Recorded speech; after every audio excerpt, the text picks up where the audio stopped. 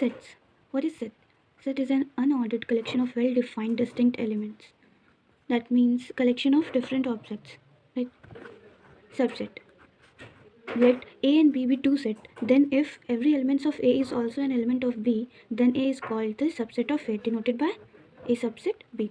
That means let A is equals to 1, 2, 3 and B is equals to 1, 2, 3, 4. So here every element of A is in B, right?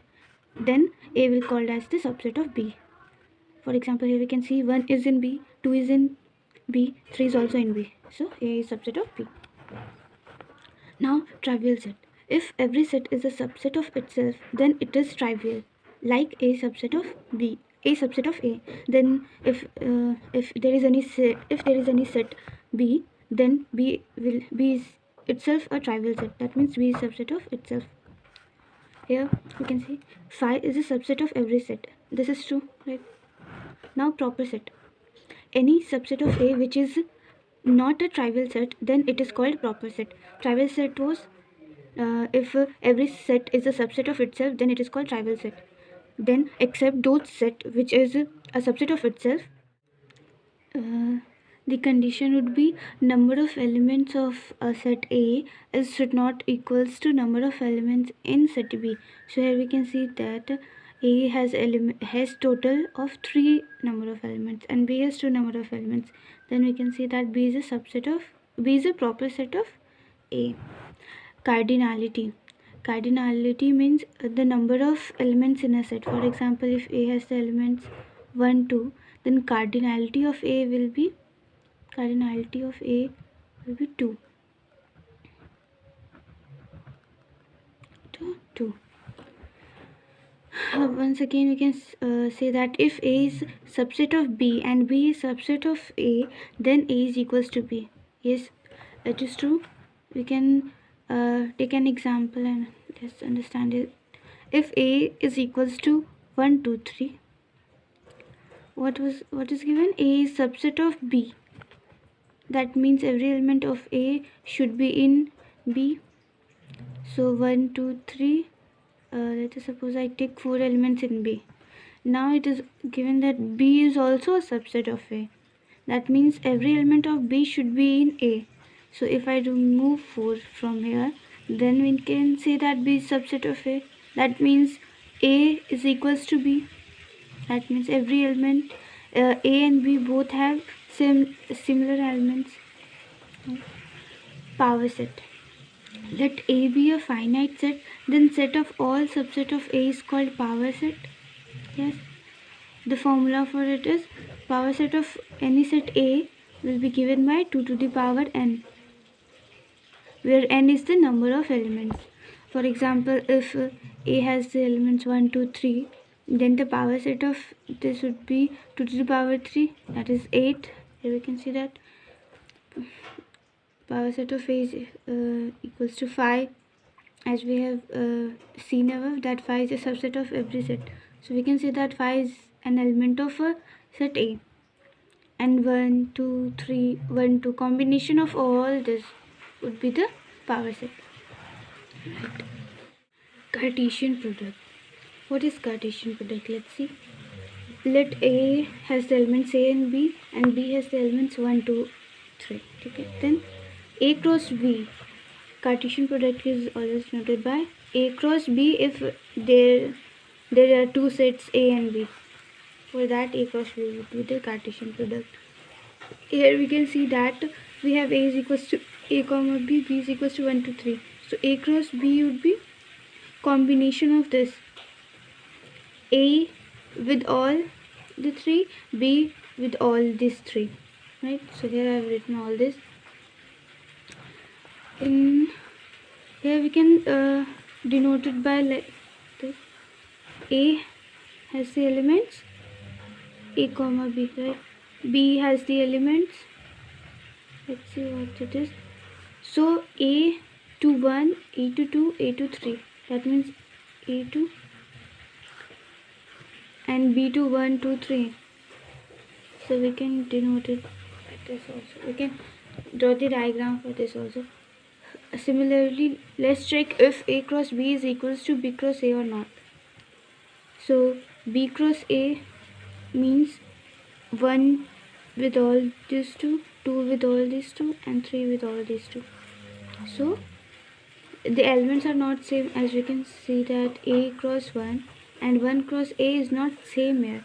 So we can say that A cross B is not equals to B cross A, right?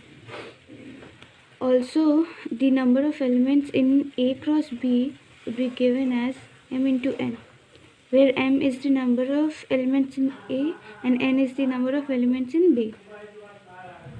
Now, the condition when A cross B would be equals to B cross A. Here we have seen that these are not equal. So, what should be the condition? The condition is either any one satisfy. If A has any, let us say A is equals to 5 and B is equals to 1, 2, 3. Hence A cross B would be only 1, 2, 3 and B cross A again would be 1, 2, 3. That means that means A cross B is equals to B cross A. Similarly, if A is equals to B, then here we can see that if A has A1 and 2 and B has 1 and 2, then only A cross B is equals to B cross A. Right? Relation. What is relation?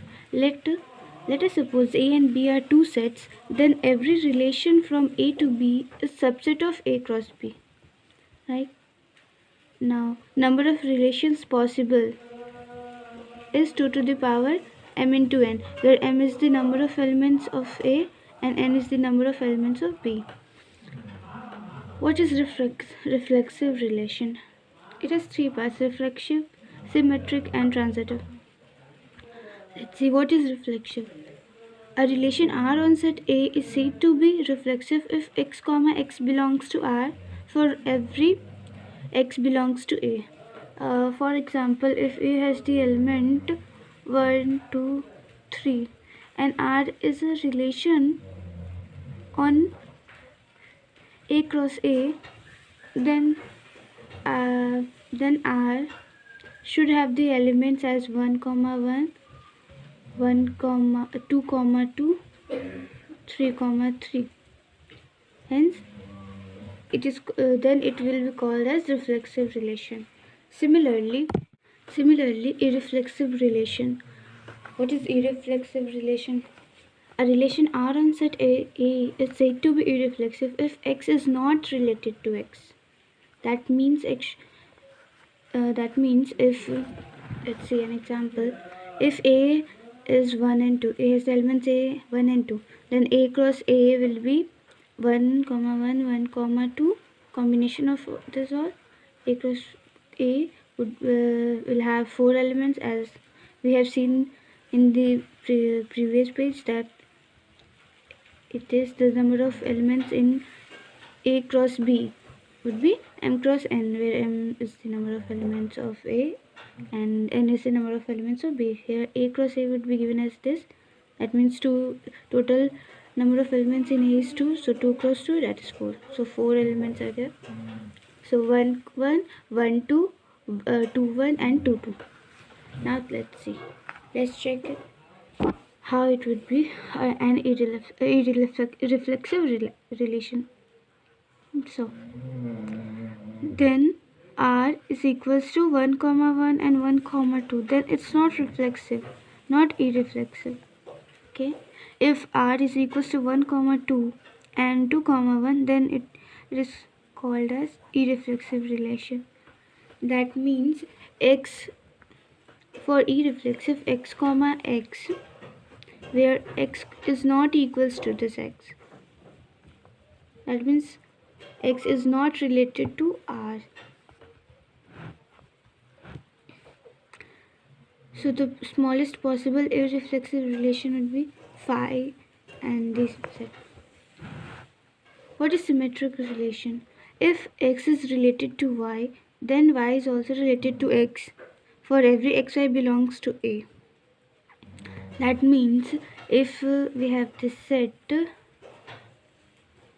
1 comma 2, here we can also say that A has the elements 1 comma 2 and R is a relation on A cross A.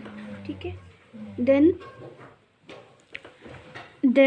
R has the elements this one. That means if x is related to y, then y is also related to x. That means if 1 comma 2 is there, then 2 comma 1 should also be there in the set, right? So then it will called as symmetric relation. Let's see what does antisymmetric relation mean. If x is related to y and y is related to x, then x is equals to y. That means if xy belongs to r, then y x belongs to r only if x is equals to y. Here we can let's see an example. A is equals to 1 to 3 and r is a relation on set a cross a. So if r has elements like this 1 comma 2 and 2 comma 1 is there, if 1 comma 2 and 2 comma 1 is there, then 1 comma 1 should also be there in the set, then only it would be possible. Hence it is not antisymmetric. Now if x is equals to y is there, like 1 comma 1, then xy and yx should not be in the set. That hence it is antisymmetric. Asymmetric relation. Asymmetric relation, if xy belongs to r, then yx should not belongs to r. This should be the condition. Like if xy is there in the set, then x is equals to y should not be there and y comma x should not be there in the set.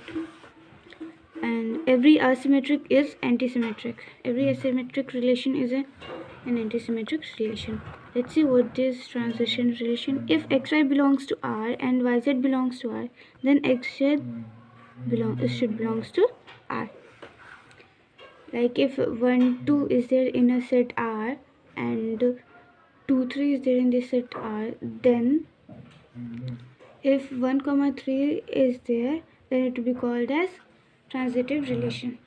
And an equirelation relation is defined on a set as if a relation R is reflexive, symmetric and transitive, then it will be called as equivalence relation.